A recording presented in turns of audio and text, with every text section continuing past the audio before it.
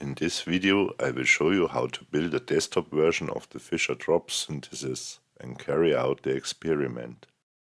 The Fischer-Tropsch synthesis is a collection of chemical reactions that converts a mixture of carbon monoxide and hydrogen known as syngas into liquid hydrocarbons. It was discovered in 1925 by the German chemist Franz Fischer and the German-Austrian chemist Hans Tropsch.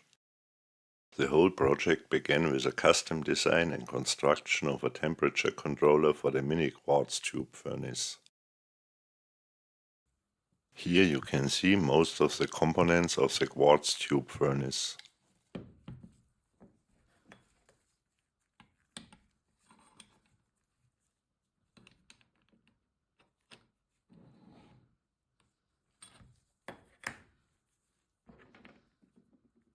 The compression fittings for the quartz tube are made of PTFE.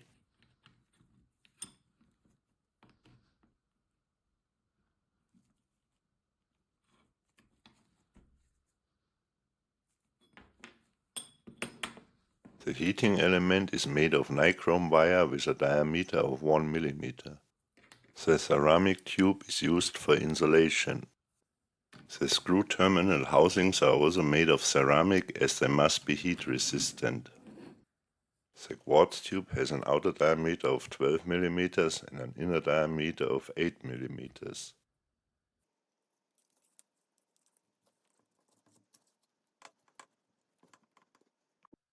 The thermocouple is secured to the ceramic tube with stainless steel cable ties. This allows it to measure approximately the temperature on the inner surface of the quartz tube. Finally, the furnace was insulated with several layers of ceramic wool.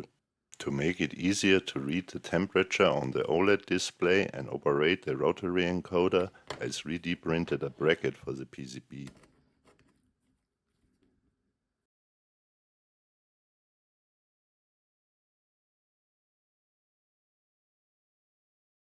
The program I wrote for the temperature controller includes a PID algorithm. This is used solely to set the temperature at the start of the experiment, since the reaction itself is strongly exothermic. I used these laboratory gas generators to synthesize hydrogen and carbon monoxide. The chemical equations are as follows. Next, a stand for the two gas generators was built using 2020 V-slot aluminium profiles and pipe clamps.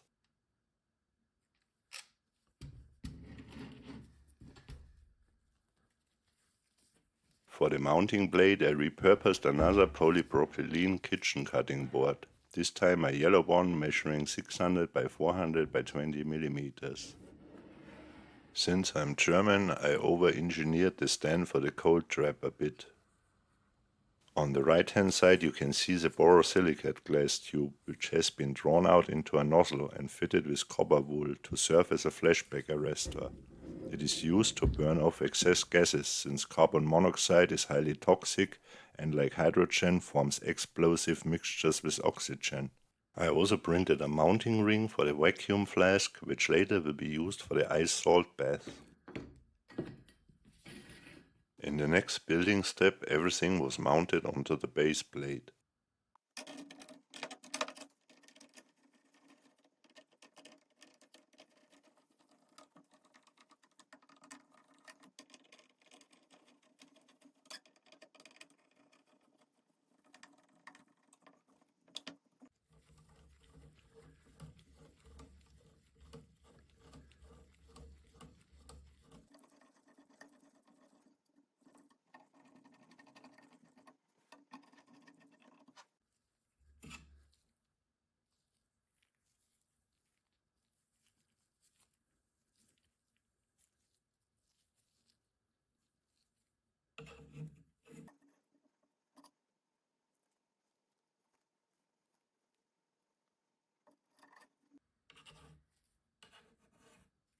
The three-way stopcock is needed to flush the apparatus with argon in order to remove all oxygen.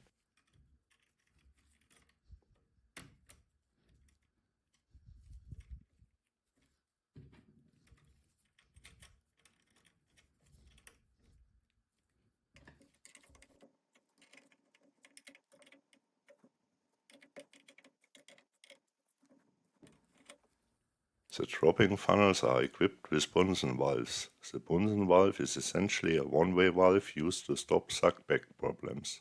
It is simple and cheap to make and works very efficiently.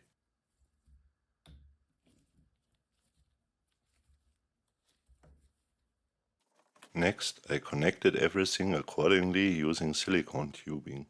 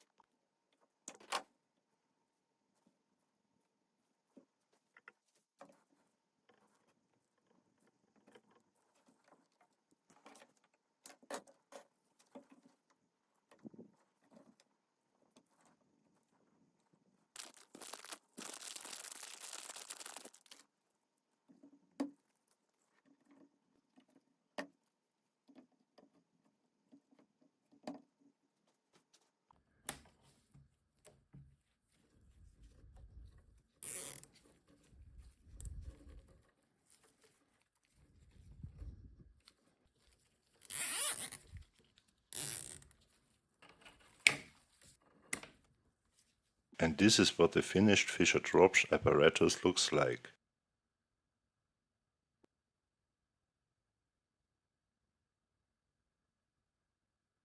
In preparation for the experiment, the two drying tubes were filled with silica gel. Now it was time to make the catalyst. It must always be freshly prepared. Its effectiveness starts to decrease after just a few hours. First, 1 gram of cobalt nitrate is dissolved in 25 milliliters of distilled water.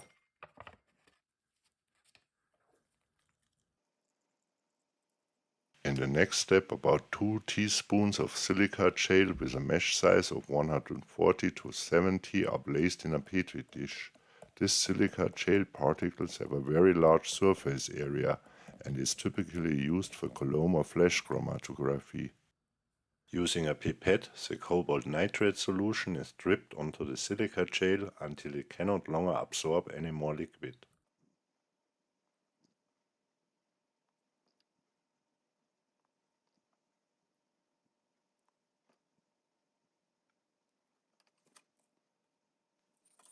The saturated silica gel is then transferred to a fireproof ceramic dish.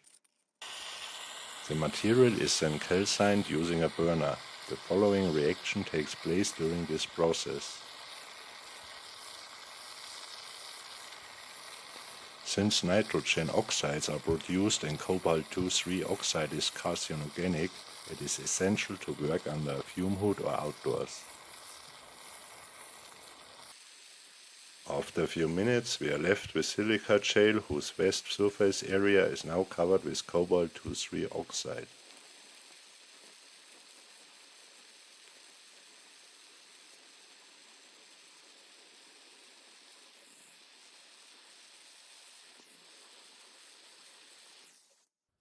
To secure the catalyst, ceramic wool was inserted into the quartz tube.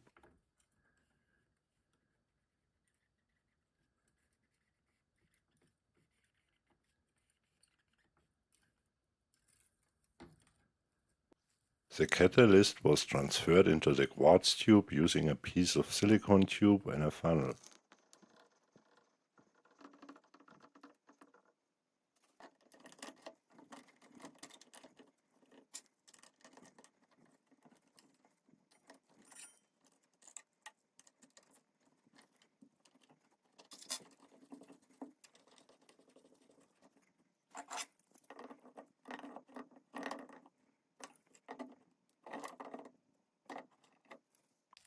A cooling base was then prepared using crushed ice and calcium chloride. The mixture can reach a stable temperature as low as -50 degrees Celsius.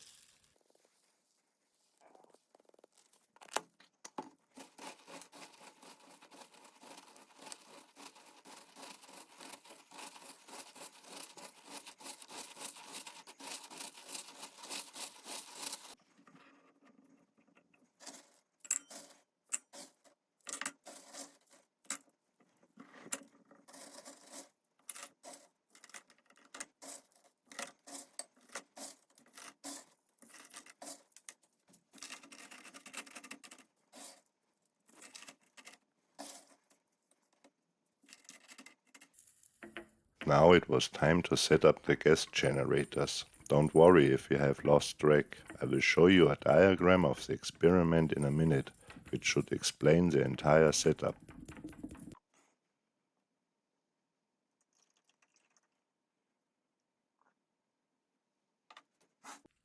Immediately before the experiment, the apparatus was eventually purged with argon.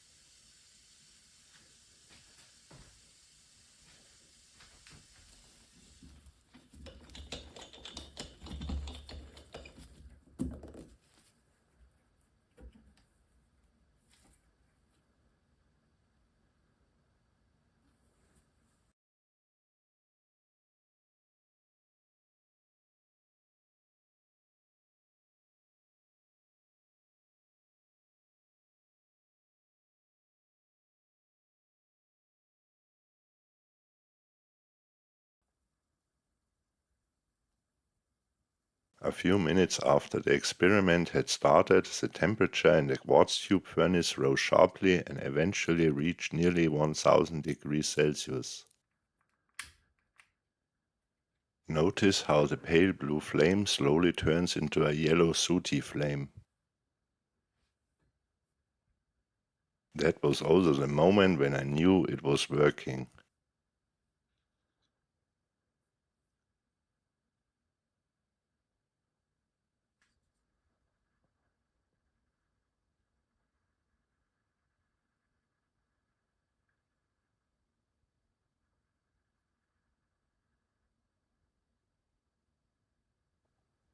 One of the most difficult challenges I faced was keeping the two gas generators running in sync, so that they delivered roughly the same amount of gas. I therefore highly recommend using gas cylinders equipped with pressure regulators, needle valves and flow meters instead. In total, I conducted the experiment 3 times, following all the steps described and cleaning the apparatus beforehand. When I opened the cold trap the first time, a gasoline-like smell immediately hit my nose.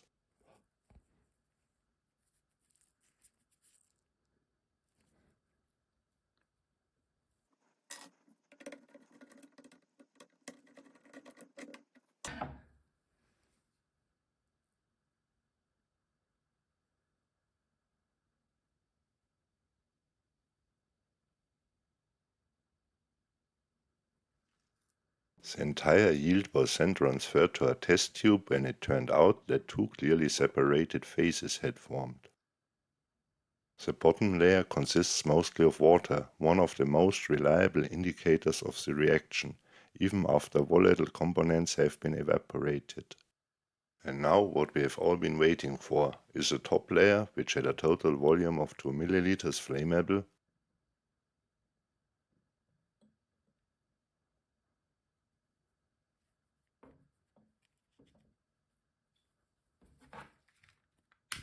Oh boy, sure it is. What a reward for the more than 200 hours I have spent working on this project. Also sure, I don't know what it is. Aside from determining the boiling point, I can perform a qualitative chemical detection of aromatic compounds using a Friedel-Crafts acylation reaction. Typically, aromatics react with anhydrous aluminum chloride as a catalyst and chloroform as a solvent to form colored dry-roll methane dyes. Another option would be the bromine water test for detecting multiple carbon bonds. I might make a follow-up video on this since I need to order some chemicals for it.